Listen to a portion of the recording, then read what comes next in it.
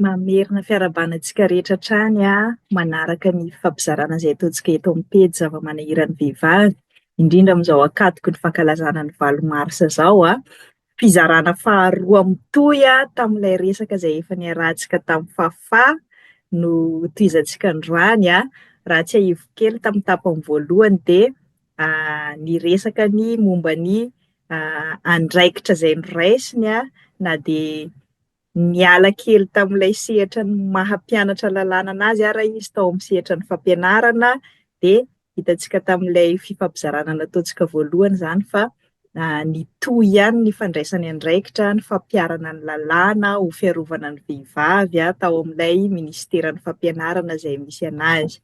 Dia efa manoloana antsika eto fahafaha mamerina fisaorana fiarabana iaraha-malala ny fotoana fa tena raharaha be vao mahita an'ilay fotoana nahafahana mihaona, indrindra eo koa ny décalage horaire-ntsika nefa dia tena niezaka izany ianao manao arak'izay azo atao dia faly mandray ianao indray eto amin'ny pejy zava-manahirany vehivavy.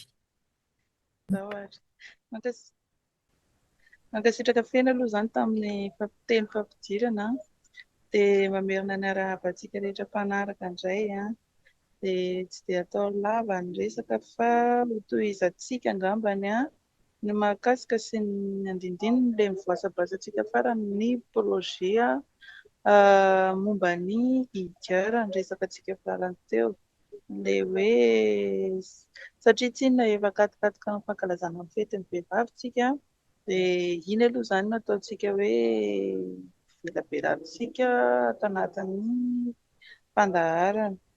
Dia ny IGR moa ilay niteneniko foana hoe c'est un grand projet que Madagascar va mettre en œuvre aty amin'ny sehatra fijerena sy fahina manokana amin'ny vehivavy.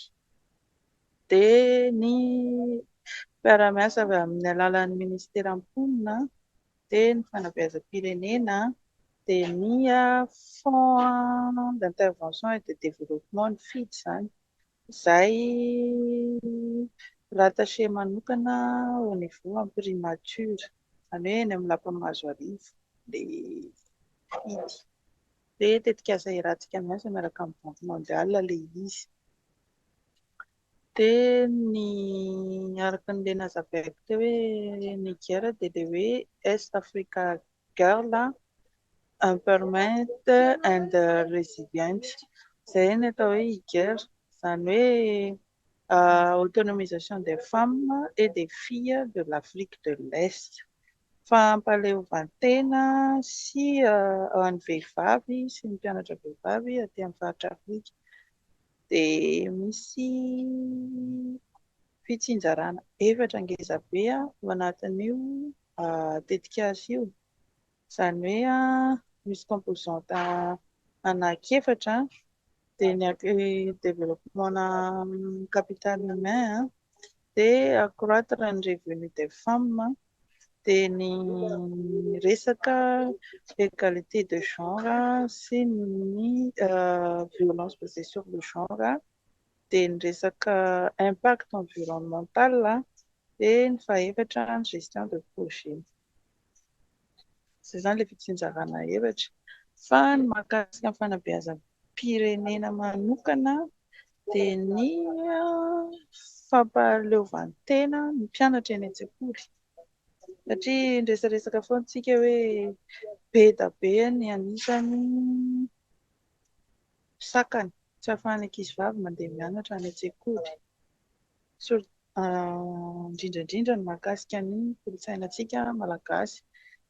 Dia ny malagasy tsy inona misy foko maromaro eo amin'ny 20 eo dia samy manana ny toe-piainana sy manana ny kolontsaina any amin'ny toerana tsirairay misy anazy fa ny tena hita sy tsapa araka ny statistika moa izany na aty Madagasikara na any amin'ny faritra Afrika dia ny resaka ity zavatra mahamenatra ity nefa tsy tokony hamenatra fa tokony hoe resaka fahasalamana sy fahadiovana ilay izy. Dia ny resaka vadim-bolana Ny faritra atsimo moa izany no tena betsaka an'io dia raha vao ohatra hoe misy vehivavy ankizivavy kely tonga fahatom-bolana dia tsy avelan'ny ray aman-dreny mianatra. Satria anisan'ny sakana izany tsy hafana mianatra, tsy tokony mandeha mianatra fa mahamenatra mahita hoe vehivavy mandeha iray, ankizivavy mandeha iray izany mankany am-pianarana. Noho ny inona ilay izy dia fanabeazana no tenany, dia noho ny resaka fanabeazana ihany. Misehatra ao anatin'ny fanabeazana moa no tenanay nefany tsika ray aman-dreny koa anisany natao ho hanabe voalohany indrindra aloha any an-tokantrano, izay vao ny mpampianatra. Tadidio foana izany izay ho any ray aman-dreny no tokony hanabeany zanany. Ny ataon'ny anjara andraikitra amin'ny mpampianatra dia manampy sy mitantsorika an'ireny ray aman-dreny ireny ohatr'izao rankizy. Fahalalana no tovozina any dia fanabeazana koa. Any an-tsekoly izany izy dia natao volavolaina aloha ahafantatra tsara hoe ahoana moa ny fomba fitondran-tena, ahoana ny hanabeazako an'ity ankizy ity satria fierté anao, ataontsika hoe mahafa-po anao izany hoe hay, raha matoa mpampianatra na raha miseho mpampianatra dia nanabe anay izay efa mahafantatra an'izany hoe inona moa no atao an'izany fahatom-bolana izany, inona moa no atao an'izany hoe vehivavy, inona moa ny antony ataontsika tia mianatra ity. Dia izay izany anisan'ny resadresaka manokana aloha mahakasika ny fanabeazana. Dia ny tena tanjon'ilay tetikasa moa izany dia ataoko miala tsiny amin'ny teny vahiny indraindray mifangaro eny antsefatsefany ilay teniko, dia hoe accroître les connaissances et les revenus des filles et des femmes eto Madagasikara. Izany hoe fampitombom-pahalalana sy fampitomboana fidiram-bola ahafahan'ilay vehivavy mizaka tena, tsy ankin-doha amin'izan'izy, aleo tena izany. Tsy voatery hoe vehivavy ianao dia ilay fomba fitenenana antsika an'izay hoe fanaka malemy izy iny. Izay foana moa izany raha vao ohatra ny hoe gasy. Dia ny kolontsaina gasy koa dia manindrahindra foana hoe ny lehilahy no lohan'ny vavy. Ao amin'ny baiboly misy an'izany raha tsy diso misy an'izany foana, fa tsy natao ho sakana hoe na dia izay izany ny zavatra napetraka ho fitaizanantsika sy ny fanabeazana satria baiboly ange matoa izy dia hita fa tany amin'ny andro taloha dia natao hanabeazana koa izany ny baiboly fa tsy hoe matoa izany nisy soratra voarakitra tao sy nisy teny sy hafatra voarakitra tao dia hoentina hanabeazana koa izany. Dia anisan'ny manampy antsika vehivavy koa izany ny resaka fianarana sy ny famakiana an'ireny baiboly ireny. Dia ilay tiako resahana izany mahakasika an'izay hoe hiverina amin'ilay composition an'ilay projentsika dia hoe fahafahana mizaka tena amin'ny vehivavy sy fampitomboana fahalalana mahakasika ny ankizy vavy eny an-tsekoly. Dia ilay ankizy vavy eny an-tsekoly tsy inona ilay tenentsika eto collège. Ny mpianatra eny amin'ny collège moa izany no voakasika ity tetikasa ity dia manomboka amin'ny kilasy fahaenina ka hatramin'ny amin'ny kilasy fahasivy, 6e la classe de 3e izany ny voakasika an'izay. Dia ny eritreritran'ny ministera izany nanorina ny projet io dia mahakasika an'ilay hoe ahoana moa izany ny eritreretintsika satria izay ny tanjony hoe maintenir les jeunes filles à l'école.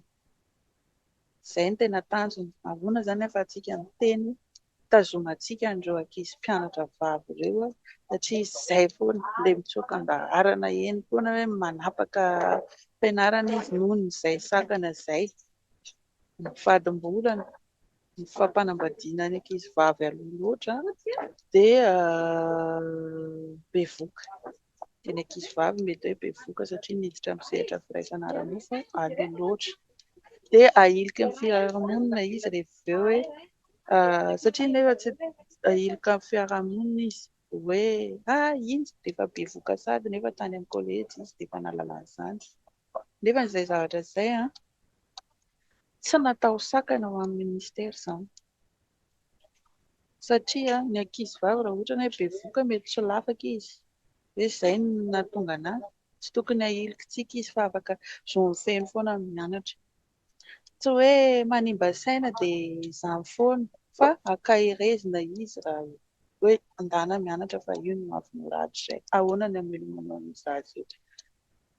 Teraka soamantsara izy rehefa avy eo afaka miverina mianatra. Ministera tsy mandany intsony. Ary manentana foana amin'ny ministera manabe hoe aza miroso amin'ny firaisana ara-nofa loatra.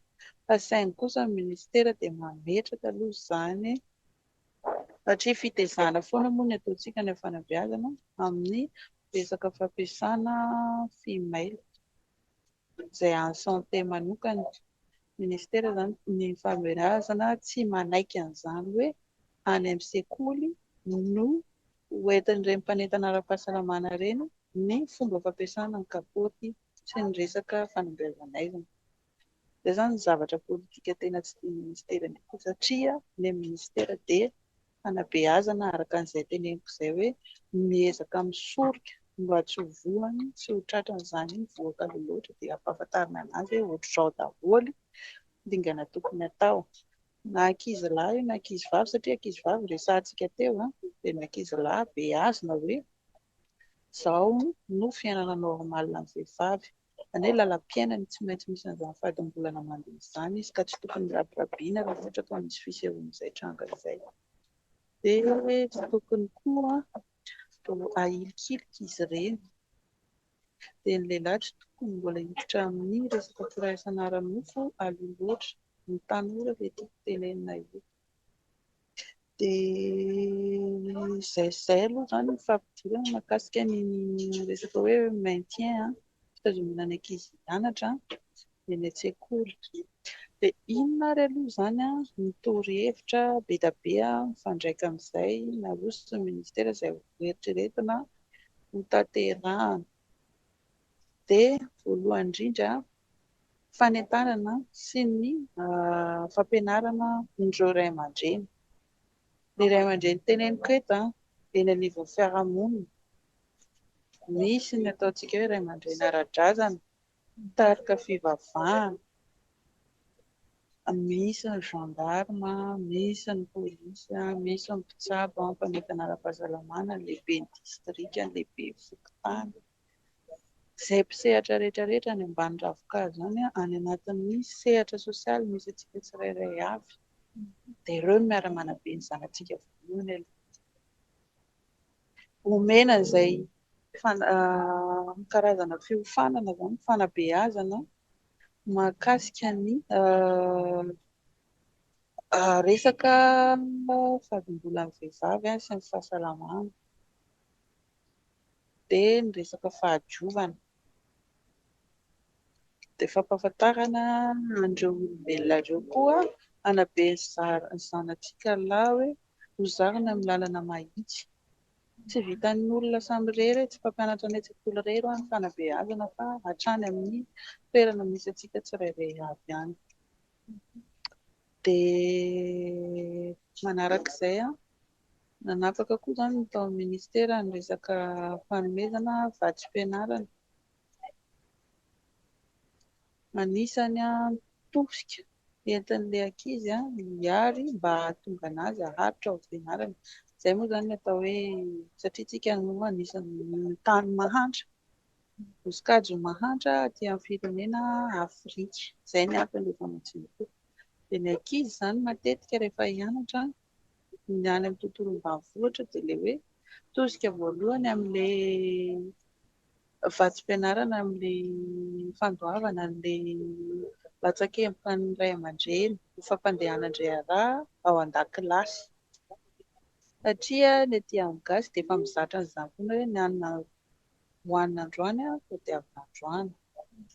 Nefa raha ohatra ka ny ray aman-dreny anankiray mety manana ataontsika hoe zaza anankitelo, efatra, izay any amin'ny tontolo ambanivohitra betsaka indrindra ny zaza mianatra sy ny manan-janaka betsaka kokoa izany. Dia mety tsy aharaka tsy ahita izany ny ray aman-dreny hoe vola be raha ohatra hoe tapaka ny fivoriana iray aman-dreny ao anatin'ilay sekoly.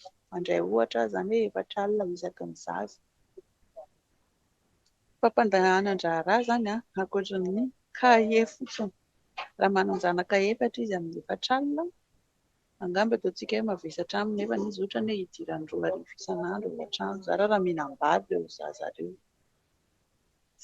Izay izany ny anisany koa ilay sontomako sy ilay tantaraiko eto hoe anisany famatsiana an'ilay vatsim-pianarana dia niresahako teo. Dia ilay vatsim-pianarana koa entina hividianana an'ilay fitaovana vao miditra mianatra izy ho an'ilay ankizivavy ihany io resahako io. Kahie, stylo sy ny sisa sy ny sisa. Dia misy ny atao hoe kit omen'ny ministera, izany hoe kit na azafady amin'ilay teny vahiny dia rehefa tonga fadimbolana dia misy couche lavable ireny. Satria any ambanivohitra tsy mahita an'izany hoe taliana ohatr'izao na anona dia rehefa ireny lafo. Indray an-tany ny ministera hoe ndao ary omentsika kit ny ankizivavy. Dia asaintsika manasa mampianatra fahadiovana azy koa izany. Kit sy savony ilay izy moa izany no tena marina. Fady omena savony izy nomena an'ilay kit. Izany hoe anatin'ny troso anankiray ilay izy dia enina ny ao anatiny isaky ny ankizivavy anankiray. Dia izy izany no entina ho sasany. Rehefa tonga ny règle dia manao iray isan'andro izy dia izy no entina sasany. Betsaka mety hoe tsisy rano any amin'ny faritra dia ilay rano mandeha ohatra na ohatran'izany satria efa manaraka ny fenitra ara-pahasalamana fotsiny ilay izay tady lamba moa fanaovantsika azy amin'ny teny gasy fa ho an'ny ankizivavy mandeha fadimbolana. Dia izay izany no mahakasika ny vehivavy aloha ilay vatsim-pianarana sy izay savony sy ilay tady lamba izay.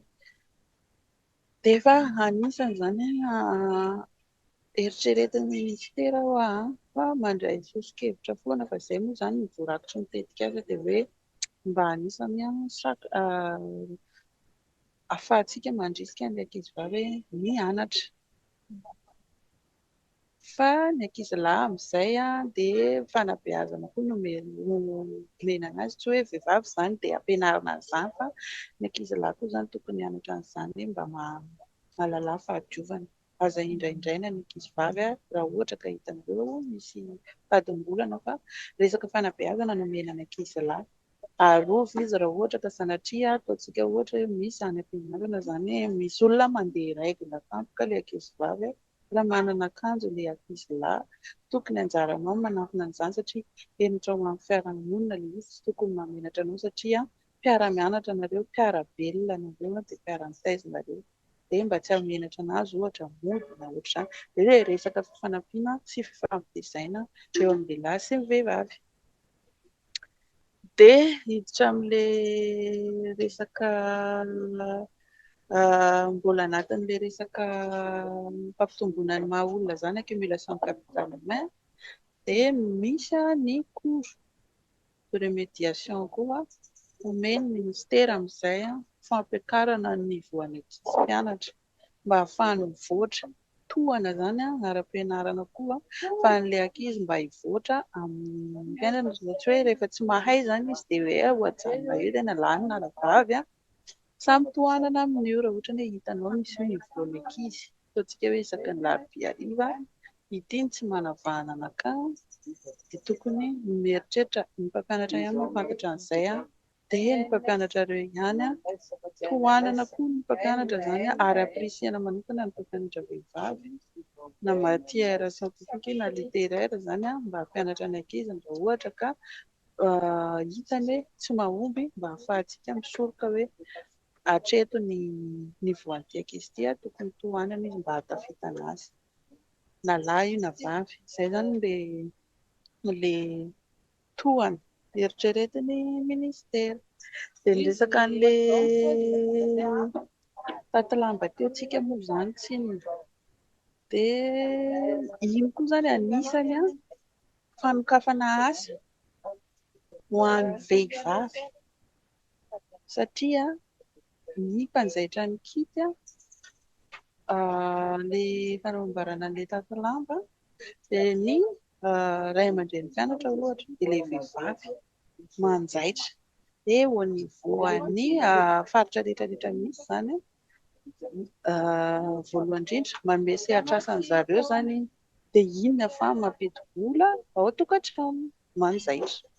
Omena fiofanana resaka hoe entreprenariat sy ny zavatra ohatran'izany.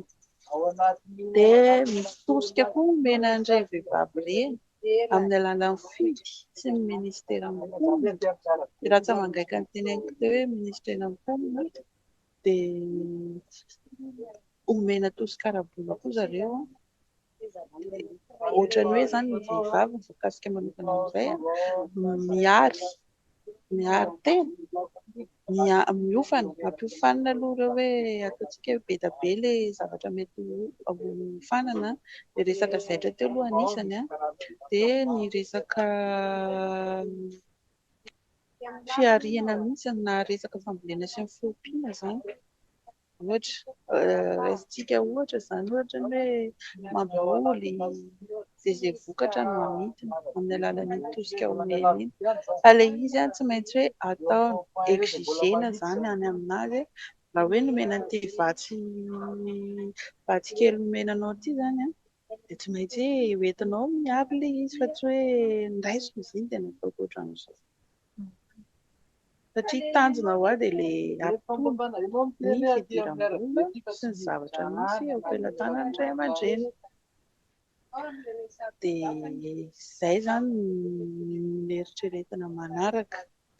Dia ny resaka violence basée sur le genre, fandraisana fitarainana koa mahakasika an'ireny olona ataontsika hoe niara-ny herisetra. Ao anatin'ilay tetikasa daholo izany. Dia ny fanentanana ny fitoroana an'ireny herisetra ireny. Ny anjady, ny vehivavy moa izany indrindraina foana satria ny vehivavy matetika ny tratran'izany. Izay no tena zava-misy marina sy betsaka be dia be aty amin'ny faritra Madagasikara. Betsaka tena betsaka ho ahy satria na ara-moraly io na ara-batana dia misy daholo. Satria ange efa anatin'ny fisokajian'ny herisetra miantra amin'ny tena foana ilay ny teny mahery.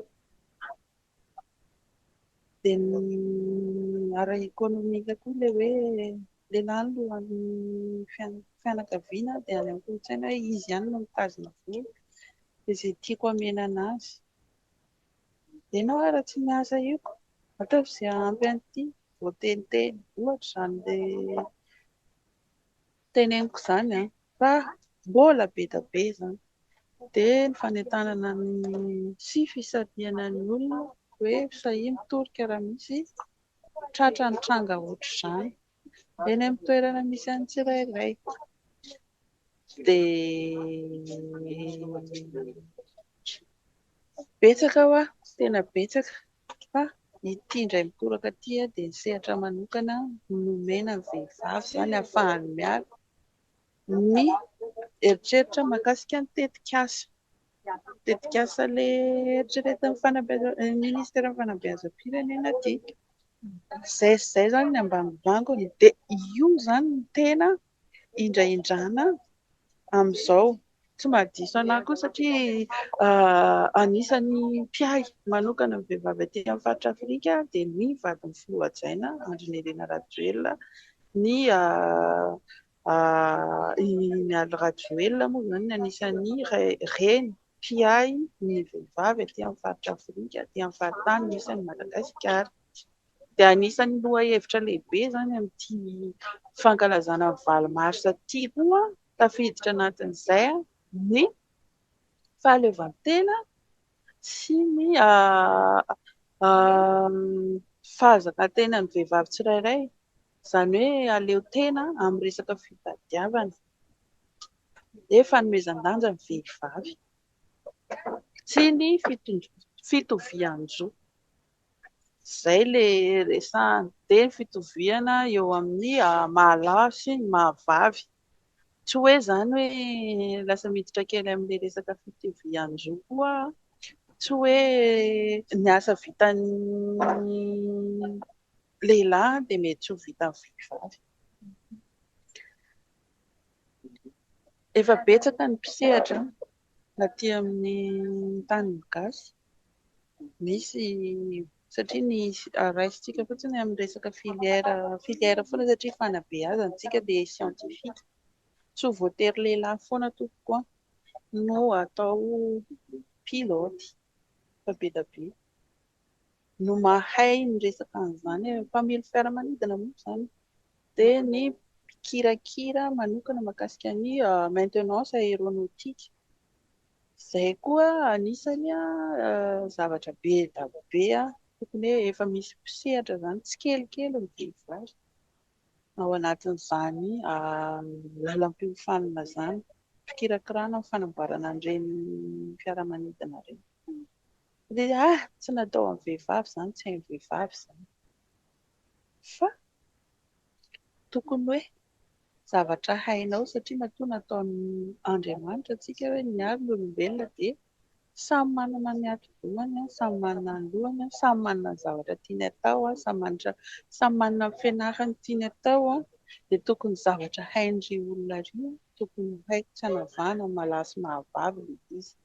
Dia fampandraisana andraikitra koa eny amin'ny fiarahamonina, toeram-piasana dia tokony hitovy, fa tsy hoe rehefa tonga any amin'ny faritra anankiray ianao anisan'ny ady lehibe mihitsy izany hoe tsy mahazo mandray fitenenana ny lehilahy, ohatra ny vehivavy azafady, tena ohatra manokana mihitsy koa izany hoe vehivavy izany tsy misy haja any amin'ny foko sasany, tsy mahazo mandray fitenenana, tsy mahazo mandray andraikitra.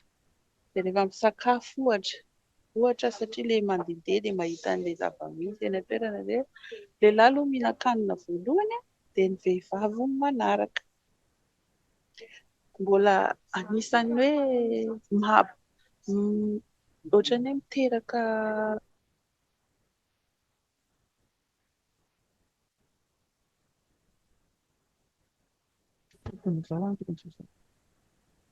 dia eto izany dia mampirisika foana hoe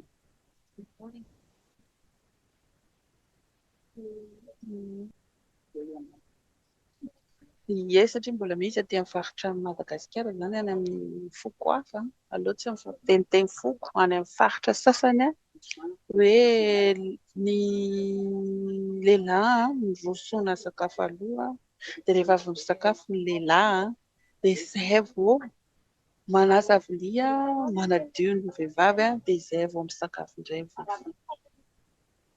Anisan'ny zavatra mbola manakana antsika tsy handroso izany satria izay ilay indrindriana foana ataovy mitovy zo ny lehilahy sy ny vehivavy, zavatra hainao tokony haiko, afaka mandray andraikitra foana isika n'aiza n'aiza misy amintsika amin'ny toerana iasantsika, fa tsy hoe anisan'ny io izany satria raha fampandrosoana no tadiavina tokony ny olon-drehetra miara-mientana mampandroso sy ny fomba. Ilay kolontsaina izany tsy tokony ho izay intsony, ny fahitako azy izany tsy tokony ho izay intsony izany no harangaranga sy haseho hoe ny vehivavy izany tsy tokony handray anjara, tsy tokony handray andraikitra eo amin'ny fiarahamonina.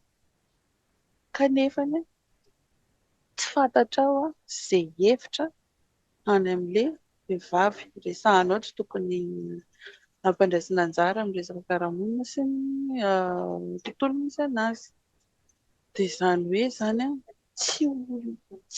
ny hevitra misy amin'ilay lehilahy mety misy hevitra tsara any amin'ilay vehivavy, hanatsarana tokony samy mpandray anjara foana raha ohatra ka tiana ny fandrosoana aty amin'ny faritra misy sy amin'ny fiarahamonina misy anazy.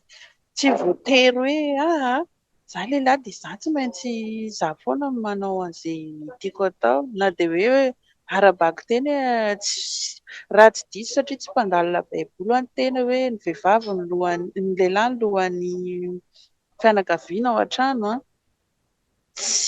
Ny fahafantarako anazy Tsy hoe raisina ara-baky teny ohatr'izay ilay izy, fa fifanajana angamba no tiana ho ampitaina hoe manana maha izy azy ny lehilahy ao an-tokantrano. Fa ny tena mampandroso sy mampiray ny tokantrano dia fifampiresahana mba fenoana ny hevitra ny vehivavy. Satria raha ny lehilahy hevitra sy ny ohatra hita matetika, tsy hitovy mihitsy ny fomba fitantanana ao an-tokantrano raha ohatra ka ny lehilahy nomenao fitantanam-bola. Ary be dia be ny resaka sy retour negativa hoe raha ny lehilahy pitazomina vola izany vetivety izany dia vita ny fitantanam-bola, fa ny vehivavy afaka resahanao foana sy resehinao lahatra foana ny vehivavy. Mieritreritra izy hoe ahoana raha ity no eo am-pelantanako, ahoana ny ataoko an'ity mba ahomby an'ity ka hatramin'ny faran'ny volana. Tsy haiko, misy afaka mijoro vavolombelona ny lehilahy hoe afaka mijoro vavolombelona ve tena mahay an'izany resaka fitantanana izany ve ny lehilahy? Ny ao an-tokantrano ilay resahako eto fa be dia be izay retour. Henoko sy azoko hoe mba nitesitehan'ilay ramatoa dia nampitazominy vola nandritra ny anina dia herinandro dia tsy hita ilay vola. Dia izay ilay antsetsatsitra tsy aritra moa izany iny, fa ny resaka fampandrosoana foana izany dia tia kolontsainantsika aty gasy aty mihitsy. Mila manova toe-tsaina mihitsy izany isika satria fampandrosoana foana ho an'ny tanjony. Vehivavy tsy avela hiasa, tsy avela handray andraikitra.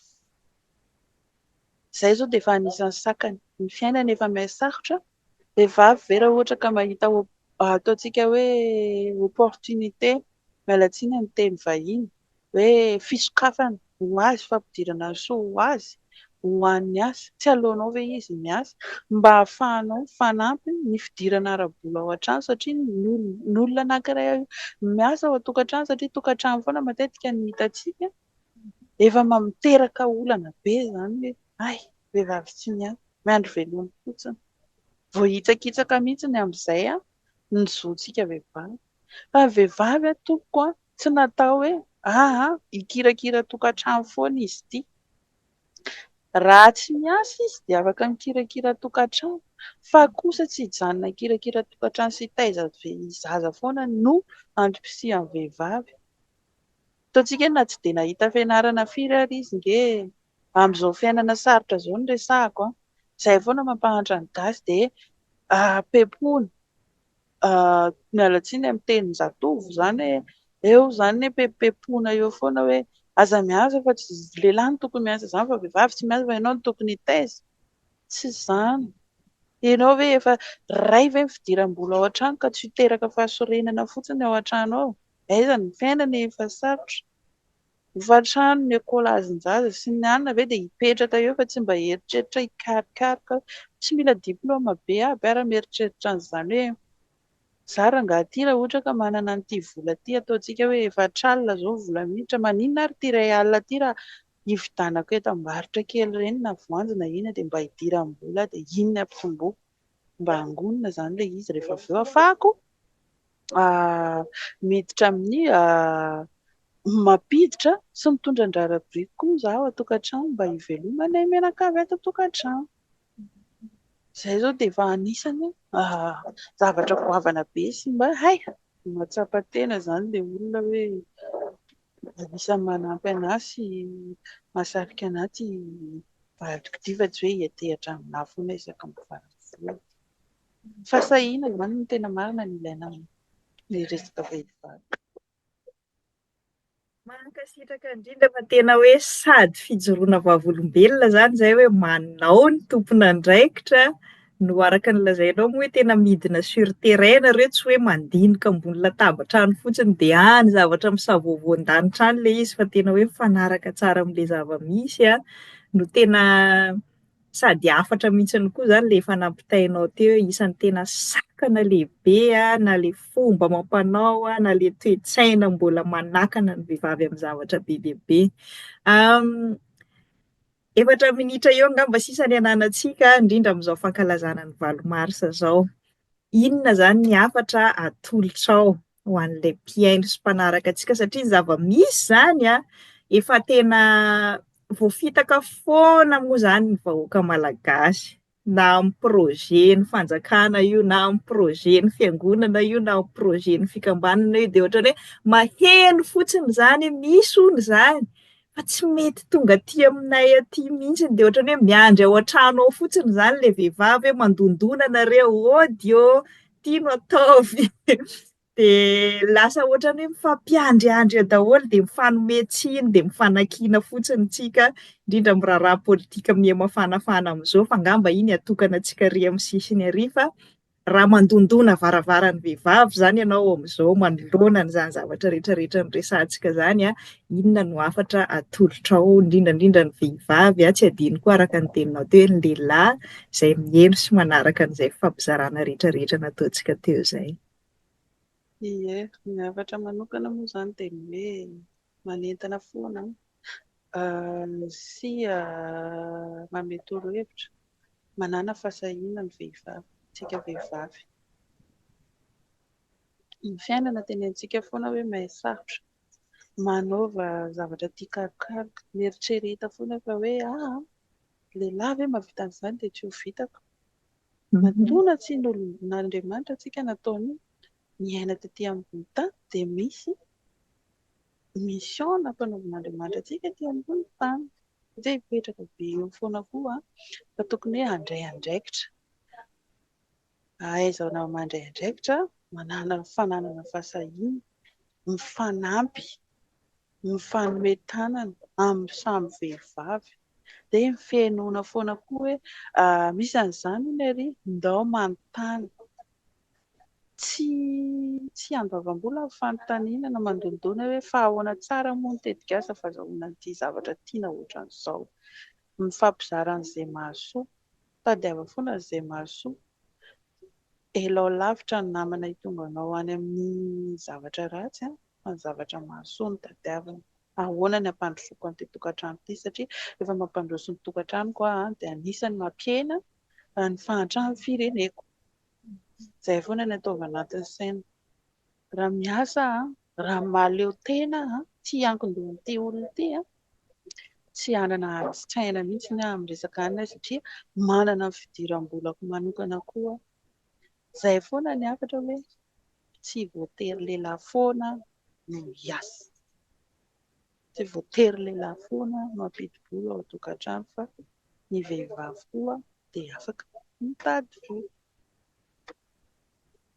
Mankasitraka indrindra fa tena hafatra mafonja izay ampitantsika amin'ny vehivavy sy ny mpihaino antsika indrindra amin'izao fankalazana ny 8 Mars izao.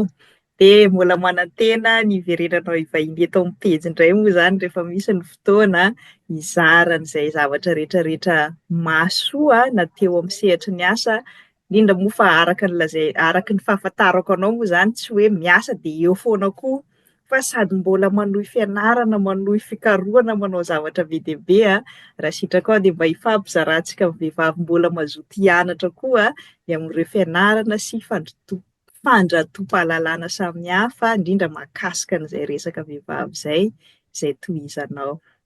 Dia mankasitraka indrindra. Fahin'Andriamanitra. Eo.